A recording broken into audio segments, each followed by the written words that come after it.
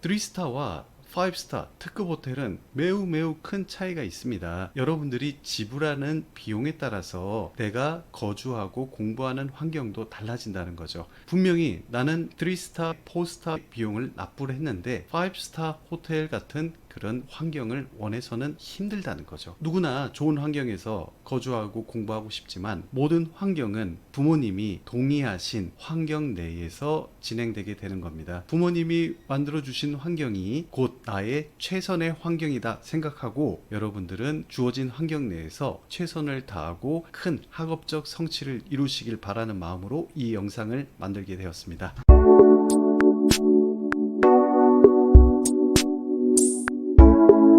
안녕하세요. 반갑습니다. 유학센터TV의 마크쌤입니다. 오늘은 여러분들께 미국 조기 유학 교환학생을 떠나기 전에 여러분들이 머물게 될 숙소 형태에 대해서 자세히 설명을 드리겠습니다. 여러분들이 출국 전에 나의 미국에서 공부하면서 묵게 될 숙소에 대해서 정확하게 이해를 하고 떠나신다면 그만큼 미국 내에서 적응이 더욱더 쉬울 거예요. 그리고 중요한 점을 먼저 앞서서 설명을 드릴게요. 한국에서도 여러분들이 거주하는 환경 그리고 지불하는 비용에 따라서 내가 거주하고 공부하는 환경이 달라지게 돼요. 이는 똑같이 미국에서도 적용됩니다. 예를 들어서 한국의 경제 중심지인 강남이나 서초 이런 지역은 누구나 살고 싶어하는 지역이고 치안도 좋고 그만큼 공원이나 한강 등등 인프라도 잘 갖춰져 있는 곳이잖아요. 물론 학군도 좋고요. 지역과 기타 다른 지방의 지역과 비교를 한다면 그게 비교가 될까요? 마찬가지입니다. 미국에서도 유학의 메카이자 중심지인 예를 들어서 동부에는 뉴욕의 맨하탄이나 서부의 캘리포니아 LA 근교라든지 이런 부촌이면서 학군과 인프라가 잘 갖춰져 있고 또한 이런 인프라가 잘 갖춰져 있는 곳과 외곽 지역의 중소도시와 비교는 어려울 것입니다. 또 다른 부분으로 설명을 드려볼게요. 이제 내가 거주하는 지역의 경제력이 환경에도 큰 영향을 끼치지만 여러분들이 이제 여행을 가게 되면 부모님들과 여행을 가게 됐을 때 5스타 호텔이 있고 4스타 호텔이 있고 3스타 호텔이 있어요. 당연히 3스타 호텔과 5스타 호텔의 1일 체류하는 비용 차이는 매우 크게 나겠죠. 몇십만 원에서 100만 원 차이가 날 수도 있습니다. 3스타와 5스타 특급 호텔은 매우 큰 차이가 있습니다. 여러분들이 지불하는 비용에 따라서 내가 거주하고 공부하는 환경도 달라진다는 거죠. 분명히 나는 3스타, 4스타 비용을 납부를 했는데 5스타 호텔 같은 그런 환경을 원해서는 힘들다는 거죠. 누구나 좋은 환경에서 거주하고 공부하고 싶지만 모든 환경은 부모님이 동의하신 환경 내에서 진행되게 되는 겁니다. 부모님이 만들어주신 환경이 곧 나의 최선의 환경이다 생각하고 여러분들은 주어진 환경 내에서 최선을 다하고 큰 학업적 성취를 이루시길 바라는 마음으로 이 영상을 만들게 되었습니다. 첫 번째 말씀드릴 부분은 숙소 형태는 세 가지가 있죠. 첫 번째, 보딩스쿨입니다. 두 번째로는 무상 홈스테이 호스트 가정입니다. 세 번째로는 유상 하숙집인 호스트 가정입니다. 순서대로 설명을 드릴 건데요. 먼저 보딩스쿨에 대해서 한번 알아볼게요. 보딩스쿨은 기숙학교를 뜻하는 거고 온 캠퍼스 또는 아웃 오브 캠퍼스에서 기숙사에서 생활하며 여러분들이 학업을 진행하는 곳이죠. 기숙사라는 것은 시설이 지금 보고 계신 화면과 같이 캘리포니아에 있는 학교거든요. 이렇게 환경이 매우 깔끔하고 모던하고 시설이 잘 돼 있는 큰 방을 제공하는 학교들도 있습니다. 이런 학교들은 보통 학비와 기숙비를 합쳤을 때 6만 불에서 7만 불 연간 유학 비용이 발생하게 되고요. 일반적인 평범한 3만 불대 초중반에서 4만 불 사이에 보딩스쿨들은 이런 환경이 대부분입니다. 아까 보셨던 환경과 확 차이가 나죠. 그런데 이 보딩스쿨은 모든 재학생들이 기숙하는 학생들은 다 같은 건물에 같은 시설을 활용하기 때문에 학생들에게 컴플레인이 웬만해선 나오지가 않습니다. 또 부모님들께 아이들이 연락해서 너무 내가 공부하고 있는 내가 거주하고 있는 환경이 어떻고 또한 음식이 어떻다 불평불만이 나오지 않죠. 왜냐? 공평하니까요. 모든 재학생들, 기숙하는 학생들은 같은 환경 내에서 거주하고 공부하고 또한 식사도 먹게 되는 거니까요. 자, 그러면 보딩스쿨에는 일반적으로 어떤 시설들이 있는지 한번 볼게요. 3만 불대의 저가형 보딩스쿨의 환경입니다. 평범하죠. 평범하게 모두가 기본적으로 2인 1실 기준으로 거주하게 되고요. 그리고 카페테리아, 학교 시설 이런 부분들을 활용하고 공부에 집중할 수 있는 환경이 보딩스쿨인 겁니다.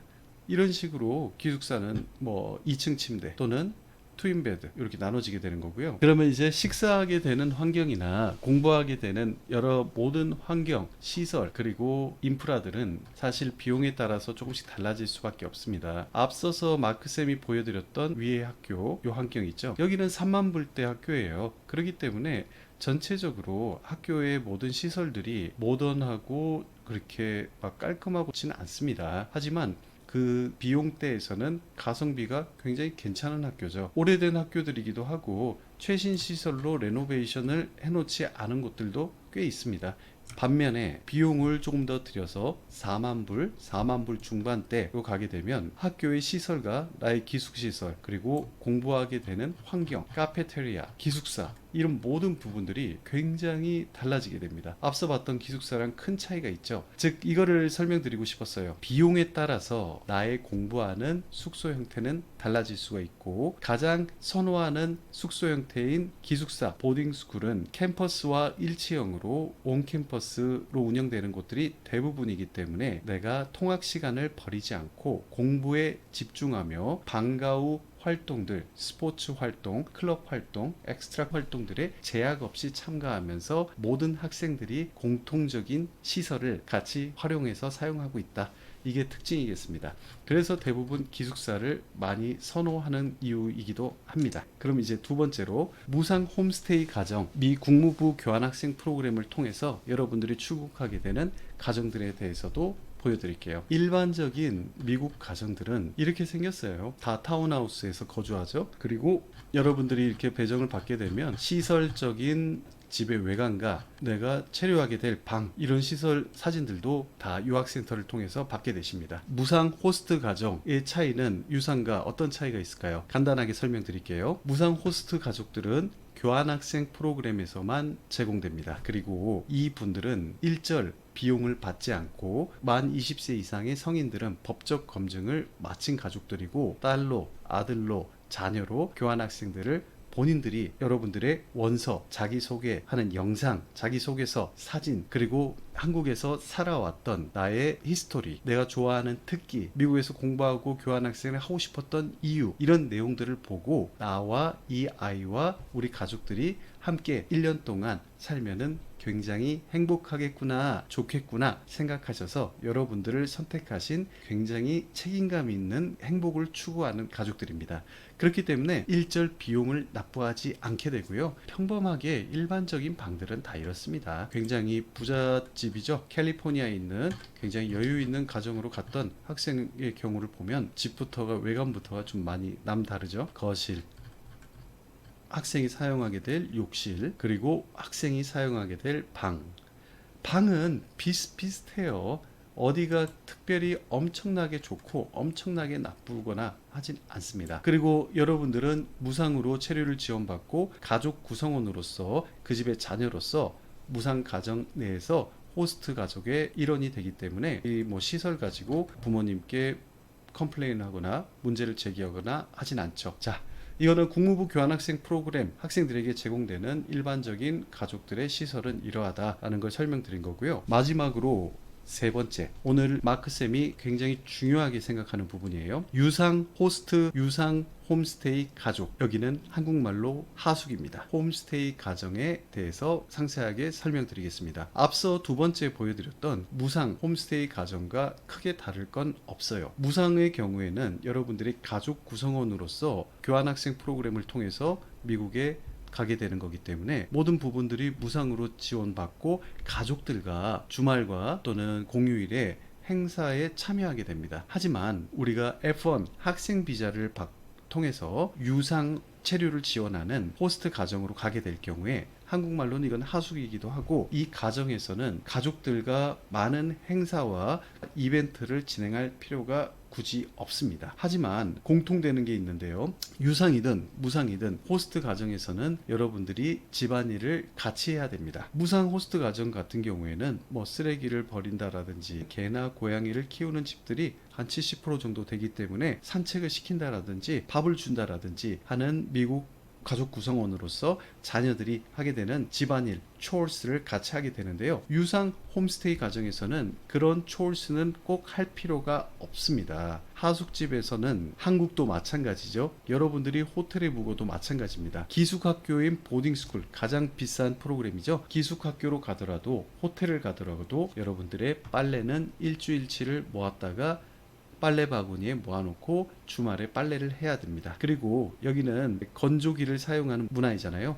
건조기에 넣고 다 마르면 가지고 오고, 내 방 청소는 내가 항상 깨끗하게 해야 된다라는 부분 강조드리고요. 그리고 내가 사용하는 욕실은 같이 사용하는 그 집의 가족 구성원이나 다른 유상 홈스테이에 있는 국제학생과 함께 같이 청소를 해야겠습니다. 내가 공부하고 잘 방을 제공해 주십니다. 그리고 공부에 집중할 수 있는 환경이고요. 하지만 나의 방과 욕실 청소, 식사 후 정리는 꼭 같이 해야 되는 거고, 빨래, 세탁기 돌리는 것도 해야 되겠습니다. 주말 쇼핑이나 가족들이 가는 종교 활동은 내가 원하면 가는 거지, 꼭 의무적으로 무상 호스트 가족처럼 가족 구성원으로서 참가하는 것처럼 참가할 필요는 없다라는 점. 그리고 관계가 좋은 호스트 가족과 하숙생인 여러분들, 학생 사이에서는 여행 등을 권하고 가까운 데 놀러 갈 때 같이 놀러 갈 거냐고 권하기도 하실 건데, 이거는 참여해도 좋고 그렇지 않아도 괜찮습니다. 하지만 모든 비용들은 각자 부담을 해야 된다라는 거.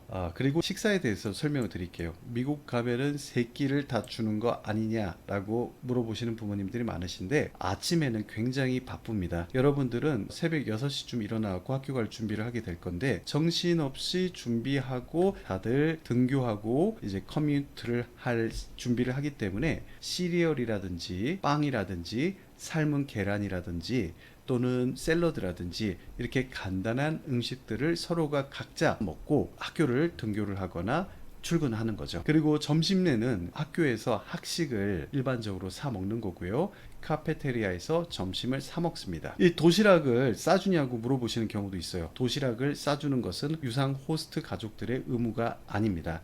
하지만 저녁에 가족들끼리 다 같이 모여갖고 식사를 하게 됩니다. 이게 미국 가족들만의 고유의 문화잖아요. 오늘 하루가 어땠는지, 어떤 일들이 있었는지 많은 소통들도 하게 될 건데요. 식사를 마치고 남은 음식들, leftover food가 있을 경우에 호스트 부모님께 여쭤보고, 내가 이것을 좀 싸가지고 내일 점심에 가겠는가 라고 물어보고 도시락통에 준비해서 가져가는 방법도 있겠습니다. 하지만 음식이 남지 않았을 경우에 도시락을 싸달라고 하는 건 실례가 되겠어요. 점심은, 학교에서의 점심은 카페테리아에서 사 먹는다. 이게 미국 유학에서 고등학교, 사립고등학교를 다닐 때 공통적인 식사를 하게 되는 방법입니다. 가족 배정을 받으면 이런 배정표를 받게 돼요. 이런 배정표를 받게 되는데, 학교와의 거리는 어떻게 되고, 시설과 내가 사용하게 될 방 정보, 가족 정보, 직업 정보, 가족 구성원, 이런 부분들을 모두 다 받을 수 있는데요. 여러분들이 쇼핑을 하면서 이 가족 저 가족 다 보여달라고 요청하고 한 가족을 선택하고 이렇게 진행되는 게 아닙니다. 여러분들 요청에 따라서 처음에 호스트 가족 물어보는 게 있어요. 개나 고양이 알러지가 있는지, 못 먹는 음식이 있는지, 또는 지병이 있는지, 그리고 어린 아이가 있는 집을 선호하는지 원치 않는지, 이에 맞춰서 등교거리, 스쿨버스 통학권에 있는 유상 호스트 가족들과 매칭을 현지에 있는 에이전시에서 진행하게 되는 거예요. 미국은 핵가족화 돼 있기 때문에 자녀들이 대학교 이상만 가게 되더라도 부모님에게서 독립해서 따로 나와서 살게 되죠. 그래서 그 빈 방을 이제 교류하고 싶어서, 그리고 가게에 조금 도움이 되고 싶어서 이렇게 호스트 주인으로서 국제 학생들을 받아서 이렇게 여러분들께 공부하고 거주할 환경을 만들어 주시는 게 이분들의 의무입니다. 이 호스트 가족들은 법적 검증과 또 인스펙션을 마친 가족들이고 스쿨버스 통화권 내에 위치하고 있는 가족이기 때문에 어디든 자격이 있는 가족들로 매칭이 진행되게 됩니다. 하지만 내가 한국에서 살고 있던 부모님이 만들어 주시던 그 환경을 비교하면서 요구하는 경우가 많아요.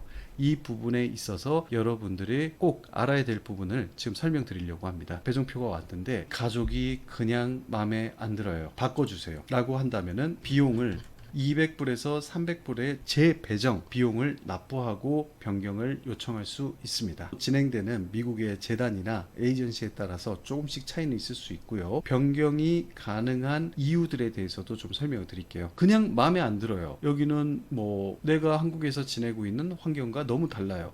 그러니까 마음에 안 들어요, 바꿔주세요. 이렇게는 타당한 이유가 되지 않습니다. 하지만 변경 요청이 가능한 경우에는 학교와 거리가 너무 먼 거예요. 막 20마일 정도, 말도 안 되게 멀어서 통학하는데 원웨이로 막 1시간씩 걸릴 경우, 그런 경우는 리저너블 합니다. 그리고 여러분들이 호스트 가족에 가서 거주하다가도 변경 요청을 할 수가 있는데 음식 제공을 제대로 저녁을 제공해 주셔야 되는 의무가 있는데 이를 안 하시는 경우, 이때는 언제든지 유학센터의 담당자와 학교의 코디네이터나 담당자에게 얘기를 해서 변경 요청을 할 수 있습니다. 물론 변경 비용도 없겠고요.